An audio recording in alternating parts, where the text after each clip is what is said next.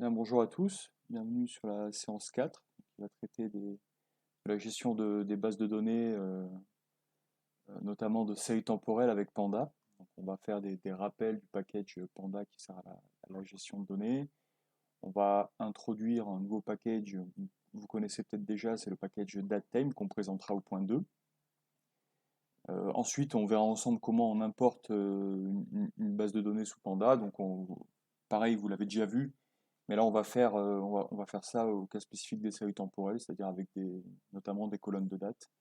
Donc à partir de fichiers CSV, donc tant que possible, essayez de stocker vos données dans des formats CSV, donc avec des séparateurs virgule ou point virgule ou autre. Mais le CSV, c'est le format un peu le plus propre et le plus simple, disons, pour importer les données. Ensuite, le point 4, je vous montrerai comment on prépare. Alors, ce que j'entends par préparation du jeu de données, c'est ajouter des variables transformées, donc des logs, des rendements, etc. Modifier l'échelle temporelle étant donné qu'on est en- en gestion de base de données temporelle avec des séries temporelles. Donc comment on utilise un peu ce qu'on a appris dans DataTime pour modifier, euh, pour modifier par exemple l'échelle. Imaginez vous avez des séries journalières, si vous voulez travailler avec des séries mensuelles, etc. pour transformer tout ça.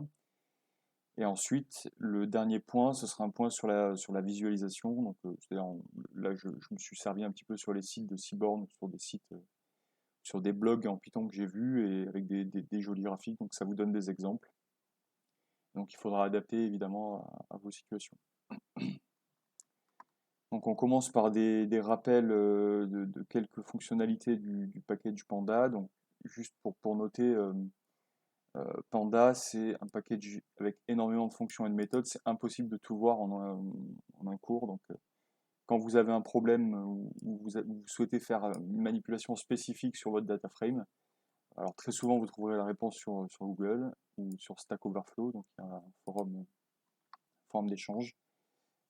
Mais en général, tout ce que vous souhaiteriez faire existe déjà, donc n'essayez pas de le coder vous-même, essayez de regarder, de vous documenter avant d'essayer de faire une transformation du data frame. Donc là, on va voir juste des fonctionnalités standards, donc l'importation, des indexations, merge, join, le reshaping, donc c'est-à-dire changer les dimensions du data frame éventuellement, et un peu de group by. Euh, donc pour importer le package Panda, donc nous on le fait d'une façon assez standard, il y a plusieurs façons de le faire évidemment. Donc le mot-clé import panda as pd, donc pd le label. Ok, donc le label doit être plus court que le package lui-même, sinon ça sert à rien. Ok, donc on importe Panda et pour s'en servir, voilà. Donc là, je, je génère des données aléatoires, ok, que je stocke dans un data frame Panda que je nomme df. Donc pour instancier un data frame, c'est pd.dataframe, ok. Ici, la matrice que vous souhaitez faire apparaître dans les colonnes, le nom des colonnes, ok. Donc là ici np.random.randn, c'est simple, ça va générer simplement des nombres aléatoires sur une dimension de ligne qui est égale à 1000 et une dimension colonne 3. 3 colonnes, 1000 lignes. Donc on peut le regarder ensemble, on peut voir en faisant .tail 5 donc pour avoir les 5 dernières lignes du data frame. Ok, donc l'indexation commence à 0, c'est pour ça que vous avez 999. Donc voilà à quoi ressemblent les 5 dernières lignes, donc des nombres aléatoires ici dans les colonnes ABC. Si vous souhaitez regarder les 5 premières lignes, les 10 premières lignes par exemple, vous pouvez faire des f.head avec le nombre de lignes que vous souhaitez faire apparaître. Okay. Donc quelques attributs intéressants à connaître. Donc si vous faites df.shape, ok, vous allez avoir donc le shape, donc les dimensions. Donc ça ressort dans un tuple. Donc première dimension ici, deuxième dimension là, donc ligne, colonne. 1000 lignes, 3 colonnes. Il existe une façon de stocker des cubes, donc des, des objets à 3 dimensions, mais le data frame est surtout fait pour gérer de la 2 dimensions. Pour gérer de la 3 dimensions ou des dimensions supérieures, c'est plus aisé de le faire avec NumPy, mais c'est pas le sujet du cours. En général, quand vous allez faire de l'économétrie, ce sera surtout de la 2 dimensions. Donc en colonne, ce sera vos variables, et l'indice, enfin le nombre de lignes, ce sera le point temporel ici en série temporelle. Ça aurait pu être les points individuels si on était en coupe instantanée. Ok, donc df.columns, ça vous sort un truc un peu bizarre, donc index ABC des types object. Donc si vous voulez quelque chose de plus simple, vous enrobez le df.column par list. Ok. Alors list ici c'est une fonction, donc il faut faire attention, hein. Faut pas appeler vos listes list, d'accord? Donc list df.colonne, ça vous sort quelque chose d'un peu plus propre, donc ABC, pour avoir la liste des colonnes. On l'a déjà mis, c'est shape. Un truc pratique, si vous souhaitez passer du format dataframe, qui est un format comme ça, ok, et que vous souhaitez passer au format NumPy, donc c'est un package qu'on avait présenté au premier semestre, df to NumPy, ok. Et donc ici, ça vous renvoie le même contenu, mais sous le format, le format NumPy. Ok. Quelques éléments quelques opérations pratiques. Si vous souhaitez comparer, par exemple, 2 colonnes. Okay. Donc très simplement, donc ici, df entre crochets guillemets A, ça veut dire je sélectionne la colonne A du data frame, je sélectionne la colonne B du data frame. Si vous mettez ici un élément de comparaison, donc la supérieure, par exemple, ça va vous renvoyer comment dire, une série de pandas, ok, donc comme une sorte de colonne, avec des booléens à l'intérieur, donc vrai, faux, vrai, faux, vrai, faux. Donc vrai, évidemment, ça voudra dire que sur cette ligne-là, la colonne A est supérieure à la colonne B, et quand c'est faux, bah c'est faux, c'est-à-dire qu'elle est inférieure ou égale. Ok, donc là, en clair, vous avez une sorte de masque, c'est-à-dire vous avez une série qui représente cette opération. Ok.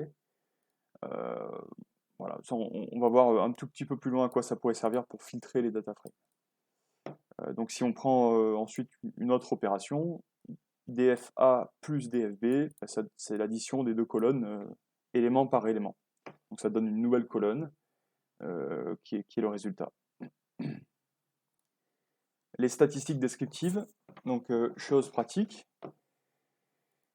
Si vous voulez faire par exemple une moyenne par colonne, okay, donc vous allez faire la moyenne sur tous les éléments d'une colonne. Vous avez une méthode ici, .min, axis 0, donc ça c'est pour spécifier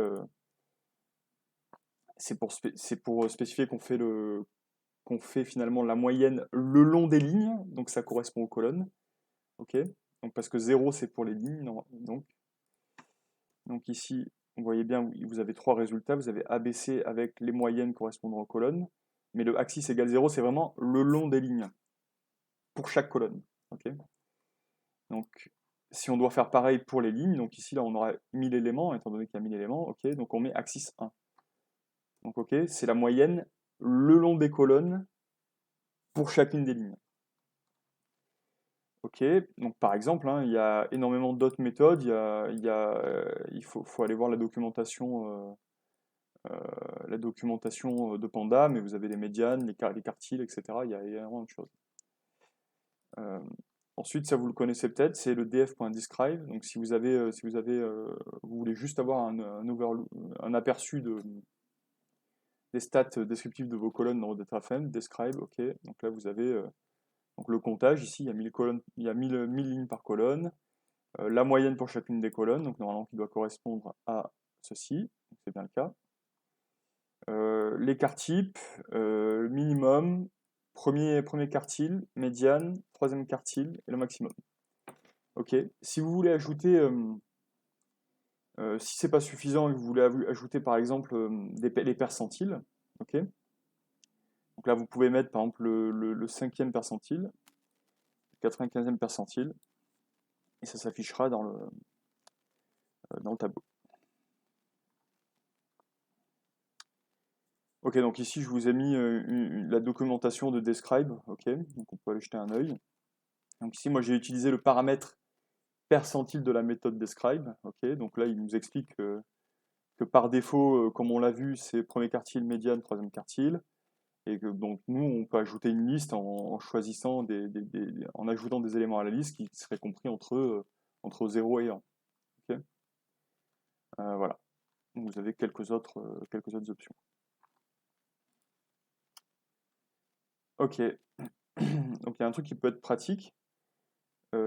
Souvent, vous avez besoin de connaître, par exemple, quel est juste pour checker vos données, quel est le maximum d'une colonne donnée. Ok. Donc il y a une petite fonction pour ça, c'est dataframe.idxmax. Ok. Ça vous renvoie le numéro de la ligne qui correspond au maximum de la colonne. Ok. idxmin, ça vous renverrait le minimum, enfin ça vous renverrait l'indice qui correspond au minimum de la colonne en question. Donc ça voilà, c'est des petites fonctions pratiques. Parce que souvent au début, vous allez penser que ça n'existe pas ou je ne connais pas la méthode, alors vous allez essayer de la coder vous-même. Ça va vous faire rentrer dans des boucles de boucles, des fonctions un peu bizarres, etc. Et le plus souvent, il faut savoir que tout ce que vous avez en tête est déjà un peu pré-codé ou pré-mâché dans Panda. Donc essayez de chercher avant d'essayer de coder vous-même ou vous embarquer dans un code un peu compliqué de façon pas très utile. Ensuite, trier par l'indice, indice valeur. Donc sort index, ok. Donc là, c'est évident parce que là, en fait, notre indice ici, c'est df.index, ok. Donc ça, je voulais pas montrer au début, effectivement. Donc si on fait df.index, ça nous sort une collection, ok, un range. Vous connaissez le range avec start, stop et step. C'est de 0 à 1000, step 1. Donc si vous voulez quelque chose de plus exploitable, enfin de plus visuel pour vous, voilà, vous avez une liste en fait de 0 à 999. Donc df.index, je ne vous l'avais pas montré au début. Donc là, faire un tri par l'index, c'est en fait, il est déjà naturellement trié par l'index. Donc là, c'était simplement pour vous montrer quand vous avez du désordre dans vos index ou des dates dans le désordre. Si jamais vous mettez des dates en index, on le verra plus tard, vous pouvez trier l'index avec sort underscore index. Après, ou pour revenir par exemple d'un sort value, donc là, on va trier les valeurs par A, donc là, du coup, ça va être du plus petit au plus grand. Donc moins 4 et quelques jusqu'à 4,23. Et vous voyez, l'index ici, s'est mélangé. Donc si on voulait, si celui-ci, on l'appelait df2, par exemple, ok. Là, je vous l'affiche, voilà. Si imaginez, on récupère un data frame comme ça, trié par rapport à A, et qu'on a envie de retrier par un index, donc ben, nécessairement, ce sera df2.sortIndex. Okay. .sortIndex. Ok, ben là vous avez le data frame initial.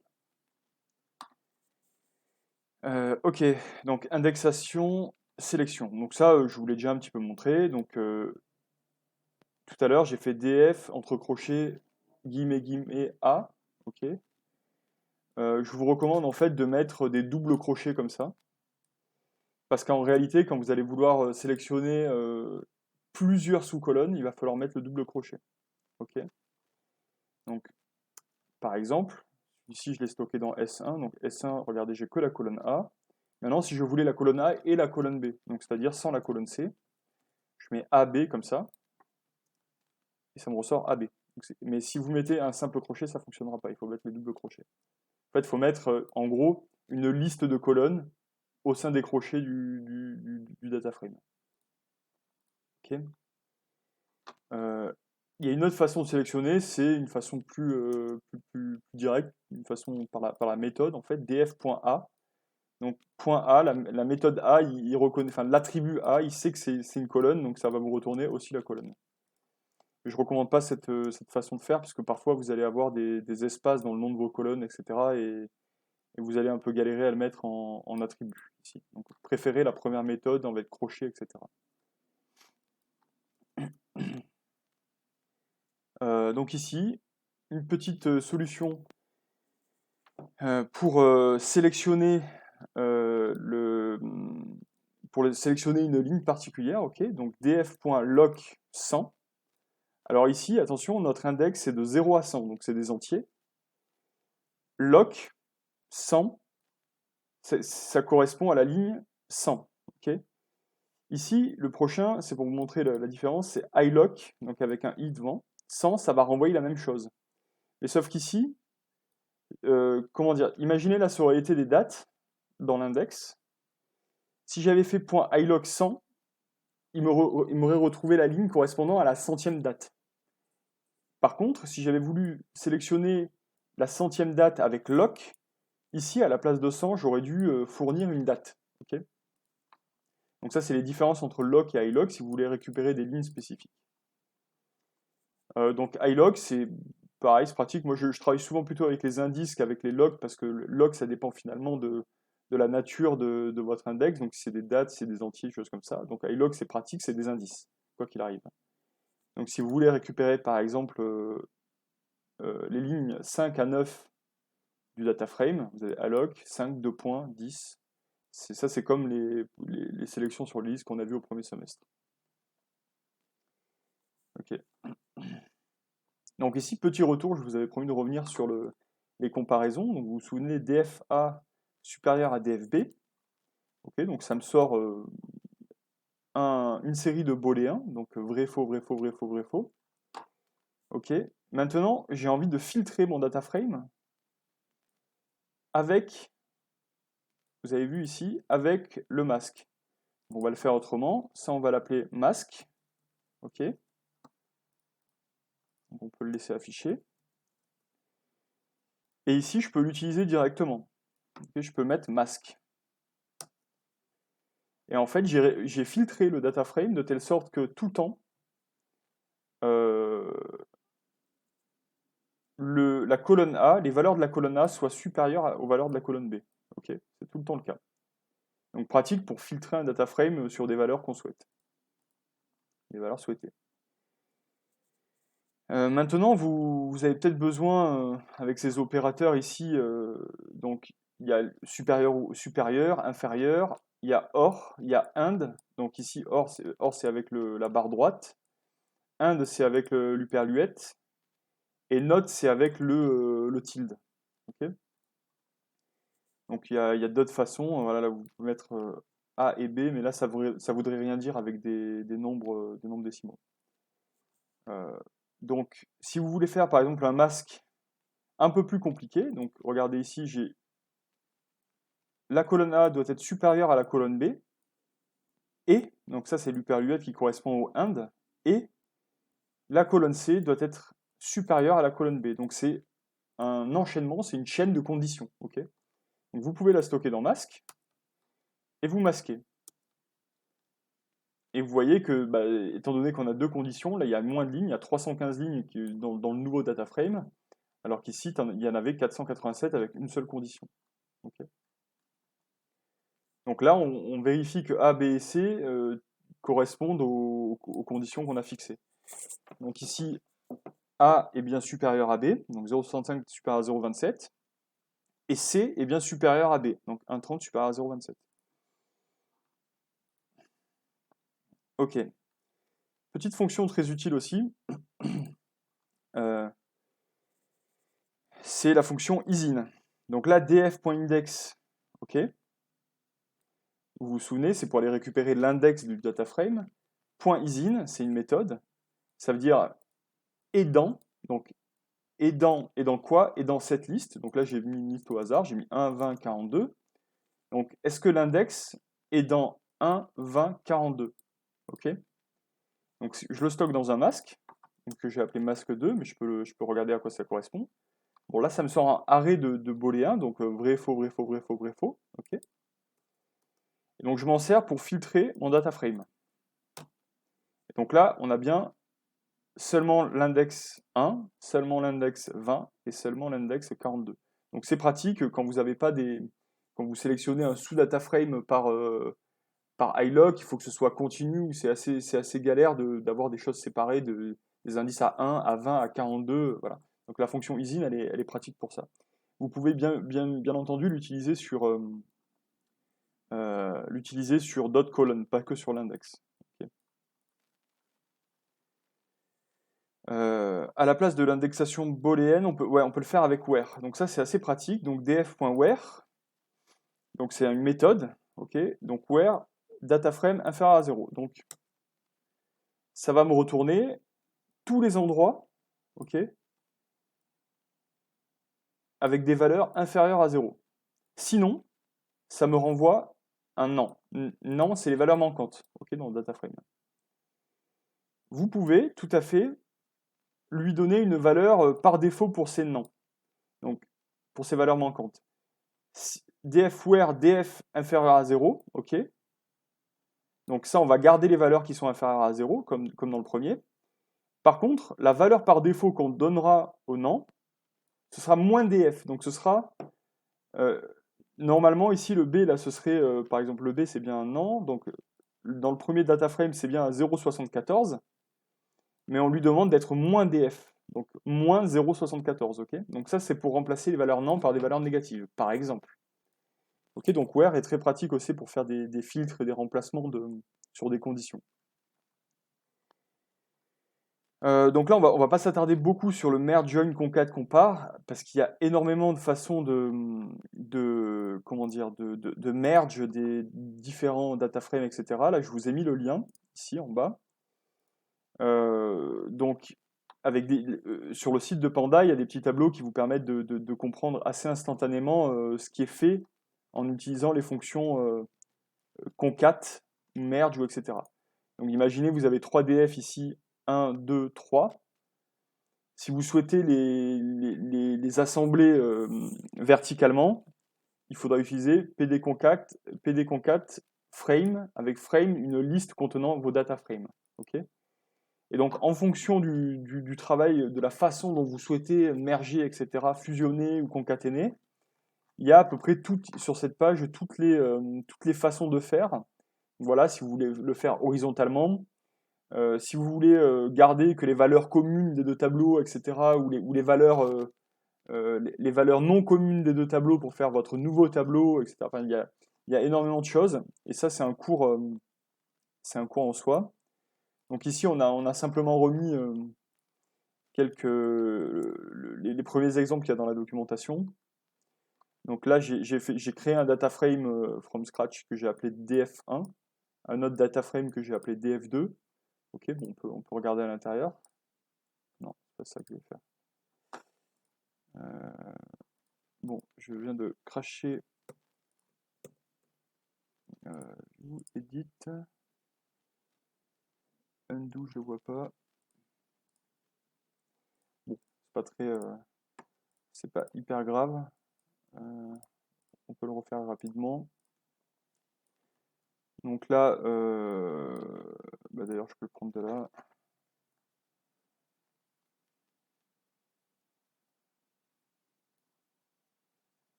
Donc ici, vous pouvez tout à fait copier, par exemple, les cellules qu'il y a ici. Il ne faut pas oublier d'enlever le... Comment dire? Il n'y a pas de façon... Non, c'est un peu compliqué. Bon, en fait, voilà, c'est revenu. Donc là, enfin, c'est l'ancien. Ok, je change quelques valeurs. Bon, là, c'est quasiment le même data frame. Ok, donc je change quelques éléments.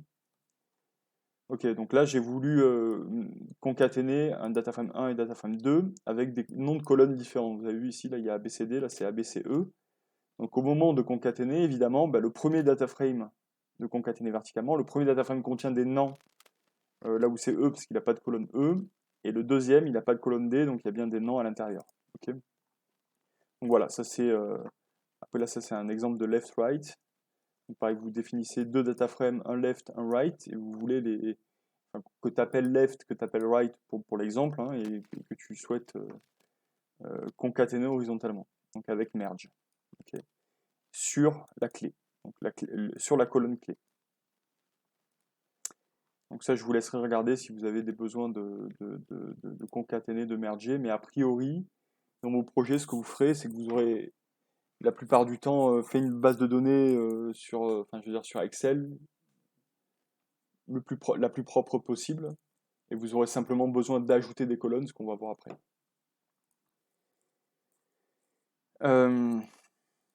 Donc là, reshaping, c'est un exemple aussi un tout petit peu plus compliqué. Donc là, il y a une petite fonction, vous pourrez la regarder, qui s'appelle unpivot, donc dépivoter un data frame.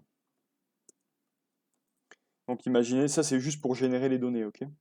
La fonction, c'est juste pour générer des données. Donc les données générées par cette fonction, vous voyez, c'est ce qu'on appelle un fichier plat, souvent vous allez rencontrer. C'est date, variable, variable, variable, la même date. Ici, regardez, 2000 janvier, le 3 janvier 2000, 3 janvier 2000. Donc là, vous voyez, dans les dates, il y a les mêmes dates, sauf que c'est pas pour les mêmes variables, ce qu'on appelle un fichier plat. Mais si vous voulez ensuite, je l'ai mis 2 fois, si vous voulez ensuite retransformer le tableau de telle sorte que ce soit plus un fichier plat, vous avez la fonction pivot. Ok, point pivot, la méthode pivot de data frame. Donc les index, ce sera les dates. Les colonnes, enfin ce que tu mettras en colonne, ce sera les variables. Donc ici A, B, C, D. Ok. Et les valeurs, ce sera la colonne value. Donc ça, c'est pour traiter finalement un fichier plat. Ça peut être utile. Donc group by aussi, c'est assez, ça peut être assez technique selon vos données. Donc comment dire, c'est une méthode en 3 étapes. Splitting, on divise un data frame en groupe, par individu, année, classe d'actifs ou autre chose, par variable quelconque. On applique une fonction à chacun des groupes que vous avez divisés dans le data frame initial. Puis enfin, on combine les résultats. Okay. Donc là, on va faire un exemple. Donc là, on génère un data frame au hasard, okay, qu'on appelle toujours df, pas d'originalité. Donc, je déclare une nouvelle variable qui va stocker la cassure, okay, donc le groupe, le split. Ici, groups, pour accéder aux éléments, je ne sais plus comment.